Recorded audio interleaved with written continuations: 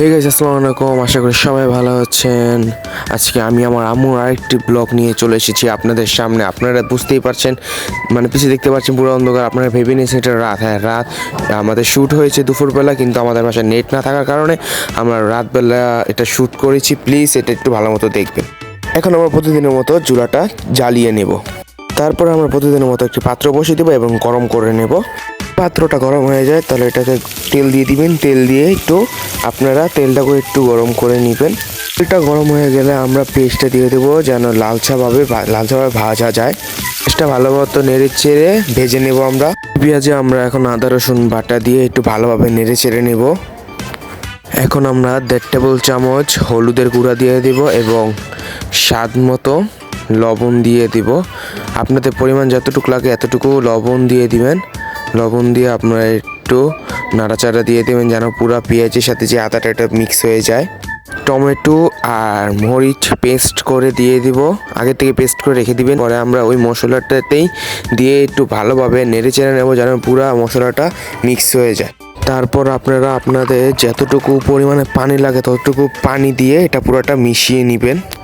এরপর আমরা ফুলকপি যে ডাঁটা এবং আলু কেটে রেখেছি সেগুলো দিয়ে দিব। সেগুলো দিয়ে ওই মশলাটার সাথে দিয়ে দিব। দিয়ে এখন আমরা একটু ভালোভাবে নেড়ে চেড়ে এটা পুরোটার সাথে, মানে ডাঁটা আর আলুর সাথে আমরা এই উপকরণটা মিক্স করি। নাড়াচাড়ার পর সেটা আমরা ঢেকে 2000 years later. এই 200 বছর পার করে ঢাকনাটা উঠিয়ে দেখলাম ভালো মতো সিদ্ধ। 200 বছর সিদ্ধ করার পর তারপর আমরা সিম দিয়ে দেব এবং ফুলকপি ধুয়ে রেখেছি ফুলকপি দিয়ে দিব।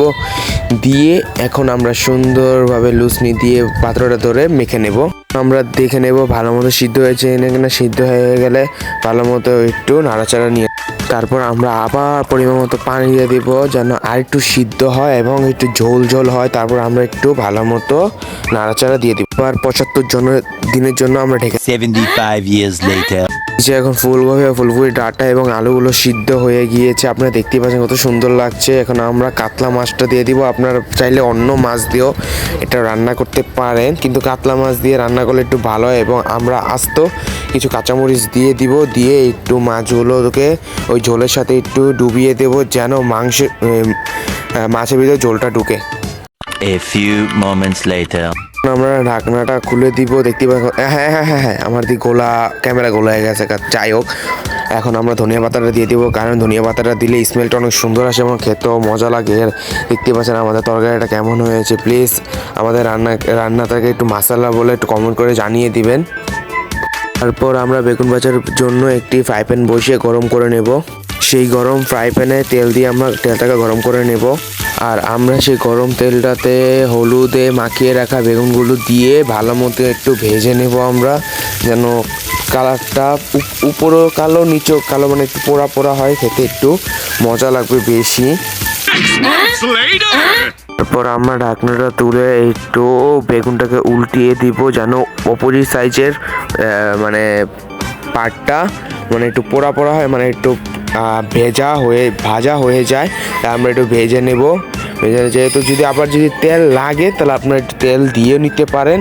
এই দেখতে পাচ্ছেন কত সুন্দর একটা ভাজা হয়ে গিয়েছে। আর আমার ক্যামেরা অলরেডি ভাজা হয়ে গেলে আমরা এখন বেগুনগুলো উঠিয়ে নিব একটি প্লেটে উঠিয়ে নেওয়ার পরে সেই পাত্রে আবার আমরা তেল দিয়ে গরম করে নেব, কারণ আবার পেঁয়াজ ভাজতে হবে আমাদের। সেই তেলে আমরা এখন পেঁয়াজ আর কাঁচামরিচ দিয়ে ভালোভাবে একটু ভেজে নেব, যেন লালচে কালার হয়। আপনারা তো জানেনই বেগুন ভাজা মাছ ভাজার জন্য আমরা কীভাবে পেঁয়াজ ভেজে থাকি, তেমনি আপনারা সুন্দরভাবে ভেজে নেবেন। আর like comment share and subscribe করে দেবেন, কেননা আপনাদের জন্য আমি প্রতিদিন ভিডিও তৈরি করছি আমার আম্মু। কাঁচামরিচ আর পেঁয়াজটা যে আমরা ভেজে রেখেছি সেখানে এখন বেগুনটা দিয়ে একটু ভালোভাবে নাড়াচাড়া দিয়ে এটাকে মিক্স করে নেব। মিক্স করে আমরা এরপর সুন্দরভাবে নেমে দিব। আর এটা হচ্ছে আমাদের ফুলকপি তরকারি। আপনাদের সাথে কেমন লেগেছে একটু কমেন্ট করে জানাবেন। আর আমরা এখন এটাকে বেগুন ভাজাটাকে নামিয়ে নিচ্ছি। এখন আপনারা দেখতেই পাচ্ছেন কত সুন্দর লাগছে। Please like comment share and subscribe করে দিবেন।